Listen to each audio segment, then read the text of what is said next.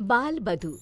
रामपुर गांव के किसान दीनाराम ने अपनी बेटी सुगना की शादी 5 साल की उम्र में ही कर दी और 10 साल की उम्र होते होते सुगना के पति की मौत हो गई।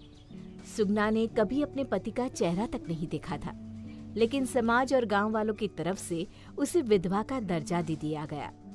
इस उम्र में सुगना बच्चों की तरह खेलती कूदती, उसे तो विधवा शब्द का मतलब तक नहीं पता था।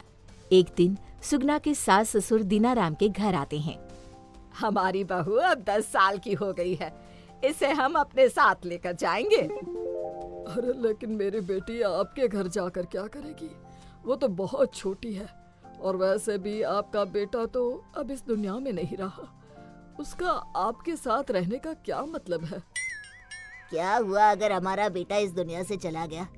इस लड़की से उसकी शादी हुई थी और अब इसे हमारे साथ हमारे घर पर ही रहना होगा, सारा काम संभालना होगा।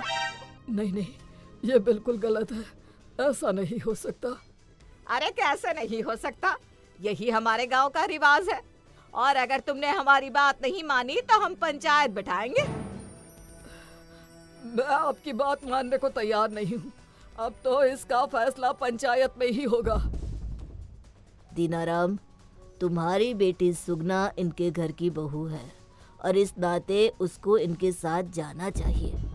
सरपंच साहब, ये आप क्या कह रहे हैं? मेरी बेटी अभी सिर्फ 10 साल की है, बचपना है उसमें, इन सारी चीजों की उसमें समझ भी नहीं है। सरपंच साहब, दीनाराम हमारी बात सुनने को तैयार ही नहीं है। अब आप ही बताइए, बेटा तो हमारा मर गया, क्या बहू को भी हम अपने साथ ना रखें? दीनानाथ, तुम्हें पंचायत की बात माननी ही होगी। माफ कीजिए सरपंच साहब, लेकिन मैं ये आपकी बात मानने को तैयार नहीं हूँ। ठीक है, अगर तुम पंचायत की बात नहीं मानोगे तो तुम्हें दंड मिलेगा। तुम्हें ये गांव छोड़कर जाना होगा। दीनाराम अपनी 10 साल की बेटी सुगना को लेकर गांव छोड़कर चला जाता है।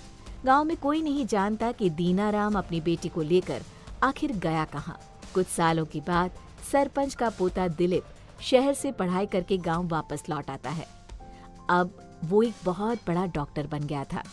दादाजी, मुझे शहर में एक लड़की पसंद आ गई थी और मैं उसी से शादी करना चाहता हूँ। देखो बेटा, तुम शहर से पढ़कर आए हो, ये बात बिल्कुल सही है, लेकिन हमारे यहाँ अपनी मर्जी से शादी करना अच्छा नहीं माना जाता। यह हमारे गांव के कानून के खिलाफ है। लेकिन दादाजी, वो लड़की भी मेरी तरह बहुत बड़ी डॉक्टर है। इतनी कम उम्र में उसने बहुत पैसा और नाम कमाया है। नहीं नहीं, चाहे वो कितनी भी बड़ी डॉक्टर हो, हमारे घर की बहू नहीं बन सकती। मेरी माँ मुझे इस बात के लिए कभी मना नहीं करेगी दादाजी। अगर आप मुझे इस बात की परमिशन नहीं देंगे तो मैं अपनी माँ से बात करूँगा। अरे वो क्या तुम्हें परमिशन देगी? वो तो खुद विधवा है। उसका काम सिर्फ घर में काम करना है, इससे ज्यादा कुछ नहीं। घर के सारे फैसले मैं ही लेता हूँ। दिलीप अपनी माँ जमुना के पास जाता है। माँ, मैं एक लड़की को बहुत पसंद करता हूँ और उससे शादी करना चाहता हूँ, आप मेरी मदद कर दो ना। देख बेटा, 15 साल की थी जब तुम्हारे पापा से शादी करके इस घर में आई थी। 18 साल की उम्र में तुम हो गए और उसके बाद तुम्हारे पापा इस दुनिया को छोड़कर चले गए। तब से लेकर आज तक इस घर में सिर्फ नौकरानी की तरह काम करती आई हूँ। लेकिन उससे क्या फर्क पड़ता है माँ? आप मेरी माँ हो, मेरी जिंदगी के फैसले लेने का हक आपको है। तुम जानते हो बेटा, इस गांव के लोगों की सोच कैसी है। यहाँ पर लड़की के विधवा हो जाने पर उसकी जिंदगी को नरक बना देते हैं ये लोग। और मैं तो वैसे भी कम उम्र में विधवा हो गई थी। लेकिन माँ, इस पे आपकी कोई गलती थोड़ी ना है। जहाँ तक मुझे याद है, पापा किसी बीमारी की वजह से चले गए थे ना। लेकिन तुम्हारे दादाजी और पूरा गांव तुम्हारे पापा की मौत की वजह मुझे समझते हैं। उन्हें लगता है कि मैं तुम्हारे पापा को खा गई। कितनी गलत सोच है इस गांव की। आप बताइए माँ, मैं क्या करूँ? देखो बेटा, तुम्हारे दादाजी और ये गांव वाले कभी तुम्हें उस लड़की से शादी करने की इजाजत नहीं देंगे। तुम उस लड़की से चुपचाप शादी कर लो और फिर उसे घर ले आना। कुछ दिनों बाद दिलीप शहर की उस लड़की सोनाली से शादी करके उसे घर ले आता है। ये देखकर सरपंच को गुस्सा आ जाता है। मैंने तुम्हें लव मैरिज करने से मना किया था दिलीप। हमारी गांव वालों के सामने क्या इज्जत रह जाएगी। लेकिन मैं और दिलीप एक दूसरे को पसंद करते हैं, इस बात से आपको क्या परेशानी है? है लड़की, तुम डॉक्टर हो, इसका मतलब ये नहीं कि मुझे जवाब दोगी। चुपचाप इस घर से निकल जाओ वरना अच्छा नहीं होगा। दादाजी, हम इस घर से निकलने के लिए नहीं आए। हम दोनों मिलकर इस गांव में एक हॉस्पिटल खोलेंगे और साथ ही यहाँ के लोगों की सोच को भी बदलने की कोशिश करेंगे।